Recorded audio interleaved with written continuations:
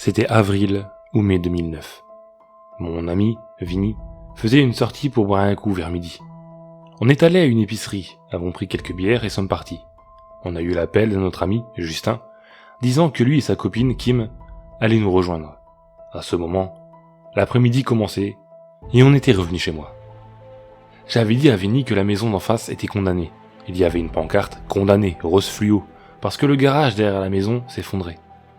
Je n'ai jamais vu personne entrer ou sortir de la maison depuis ces 2 dernières années où je vis en face. J'imagine qu'elle était abandonnée et sur le point d'être démolie. Étant enfant, on adorait explorer les bois pour trouver des trucs. Cette maison nous donnait la même idée. On était plutôt bourrés à ce moment et on s'est juste dit « Allons-y ». On arriva derrière le garage, dans le garage à moitié en ruine. La porte du garage qui menait à l'intérieur de la maison était fermée, mais après quelque temps, on a réussi à la forcer. À notre droite, il y avait le sous-sol, et nous avons décidé de commencer là. Nous étions surpris par le nombre de choses entassées. Des outils, des engins. À l'arrière du sous-sol, dans sa propre salle, un énorme réseau de trains miniatures. C'était morbide. Alors qu'on était au sous-sol, on reçut un appel de Justin et Kim, disant qu'ils étaient arrivés. On est donc revenu à la maison, et j'ai pris mon icône. Kim et Justin étaient excités à l'idée de participer. Alors nous sommes tous revenus au sous-sol. Après avoir regardé partout, nous sommes remontés à la cuisine. Encore une fois, plein de choses y étaient. Une table du coin de la salle était pleine de canettes et de bouteilles, que nous prévoyons de jeter en sortant. On fait du recyclage dans notre ville. Nous avons pris du temps à fouiller la cuisine. Bien sûr, ça sentait mauvais là-dedans, mais rien d'anormal. L'odeur normale d'une maison poussiéreuse, quoi. J'ai fait l'erreur de jeter un œil au frigo, et cette odeur me donna une idée de tout ce qui avait pu pourrir dedans. Il y avait une porte qui séparait la cuisine du salon, et je fus le premier à l'ouvrir. Quand je l'ouvris, je vis un visage qui regardait ailleurs, sur un fauteuil. Tout ce qui me vint à l'esprit fut que quelqu'un vivait ici, et que nous étions en infraction. Je fis demi-tour très doucement, et j'ai chuchoté à mes amis qu'il fallait y aller, qu'il y avait quelqu'un. Et nous sommes tous partis discrètement. Une fois revenu dans mon jardin, je leur dis que j'avais vu quelqu'un assis dans le fauteuil du salon. Vinny, qui était je crois plus bourré que je ne l'étais, a dit que c'était sûrement un junkie. Et je n'étais pas très excité de revenir et faire face à un squatter. Mais je fus convaincu quand Justin m'informa qu'il devait sûrement être complètement stone, et qu'il ne remarquerait même pas qu'on était là. Nous y sommes finalement retournés, mais plus en silence cette fois. Une fois dans la cuisine, Vinny fut le premier, cette fois, à ouvrir la porte du salon. Le reste d'entre nous le regarda en train de fixer l'homme sur le fauteuil. Vinny ferma la porte, nous regarda et dit « C'est un cadavre ». Nous l'avons regardé choqué, mais son air sérieux était évident. Nous sommes donc rentrés courageusement et avons regardé le corps. Sa peau était noire, mais qu'on découvrit plus tard qu'elle était à l'origine blanche, et était assis sur le fauteuil, faisant face au devant de la maison.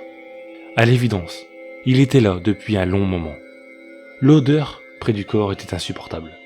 Nous dûmes couvrir nos bouches et nez avec nos manches. Cela dessoula Vinny et moi à une vitesse dingue. Il y a eu un silence complet entre nous 4 alors qu'on regardait le corps. Personne n'a dit un mot. Je ne peux pas trop vous dire ce qui se passa ensuite, mes souvenirs sont flous. Voir un corps mort est une expérience surréaliste. On a regardé le reste de la maison, à l'étage du dessus, et les autres salles restantes. Et nous avons finalement trouvé un journal près du corps.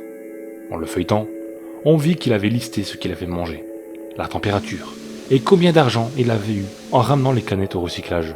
Ce que je trouvais étrange, vu qu'il en avait à peu près pour 50 € avec tout ce qui restait dans la cuisine. J'ai pris quelques clichés de la maison et du corps, bien que à ce moment Vinny s'y opposait. Et nous sommes partis au bar. À un moment, Kim était parti et on ne resta plus qu'à 3.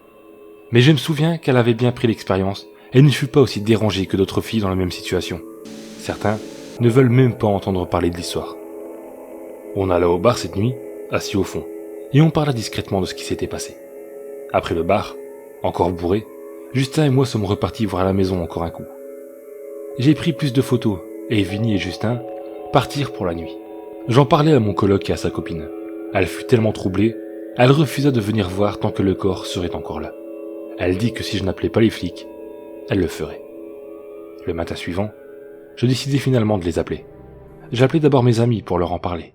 Ils me demandèrent de ne rien faire avant qu'ils n'arrivent.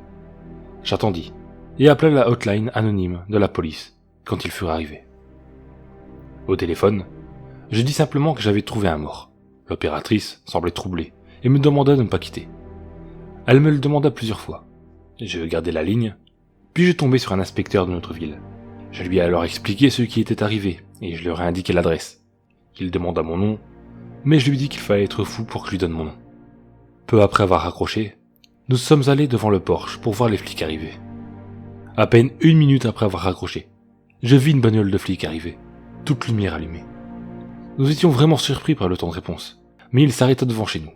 Quelques minutes après, quelques autres bagnoles de flics arrivèrent, et ils nous demandèrent si on avait vu quelqu'un entrer ou sortir de la maison. Je leur répondu que je vivais ici depuis 2 ans, et que durant tout ce temps, je n'avais jamais vu quelqu'un dans cette maison. La police entra à un moment, et une camionnette blanche arriva. Quelques filles qui habitaient dans la rue vinrent voir ce qui se passait. La police répondit qu'ils avaient trouvé un mort. Nous, bien sûr, prenions l'air choqués. Ils amenèrent à la camionnette le corps du mort couvert d'un drap. Ils ont dû prendre un temps fou pour l'enlever du fauteuil. Le fauteuil, et aussi un fusil qui était dans la maison. Un vieux fusil de chasse qui reposait contre un des murs du salon. Je parlais à l'un des flics et dis que la famille du type aurait dû s'inquiéter de ne pas avoir de nouvelles depuis tout ce temps, et qu'elle aurait dû venir de temps en temps. Apparemment, il ne voulait pas entendre parler de sa famille. Il voulait juste être seul. La seule chose que nous avions gardée était son journal. Il est bien écrit et il a des adresses. La première entrée date du 21 janvier, disant que le bouquin avait été trouvé dans une décharge. Il y a aussi une entrée qui parle de l'électricité qui y était tombée et qu'il fallait acheter de l'essence. Il y avait un tas de lampes à essence dans la maison. La dernière entrée, datée du 3 mai, disait « Malade, très grippé, 4 canettes. La grippe malade comme un chien peut pas manger. » C'était flippant. La date coïncidait avec le journal le plus récent qu'il avait dans sa maison au salon. On décida de ne rien prendre d'autre, par respect pour lui et sa famille. Je sais que certaines choses ont plus de valeur que de l'argent, mais je ne serai pas le type qui va piller un mort. J'imaginais que la famille allait venir pour chercher des affaires, mais ils ne sont jamais venus. La maison fut finalement vendue, et je vis les nouveaux résidents sortir des cartons avec des partitions, des trains miniatures, etc. La maison a été remise à neuf, et elle est à louer. Je n'ai trouvé aucune information sur le mort, même 1 an plus tard. Je poste ça pour partager mon histoire. C'est arrivé en 2009, mais je n'ai décidé qu'aujourd'hui de la partager à tout le monde. Je n'essaye pas de blaguer ou faire passer cette histoire comme une histoire marrante. Ce gars est mort dans sa maison, et il a été trouvé par des étrangers presque 1 an après. Blaguez si vous voulez, mais ce type était seul. Et apparemment, il avait des problèmes.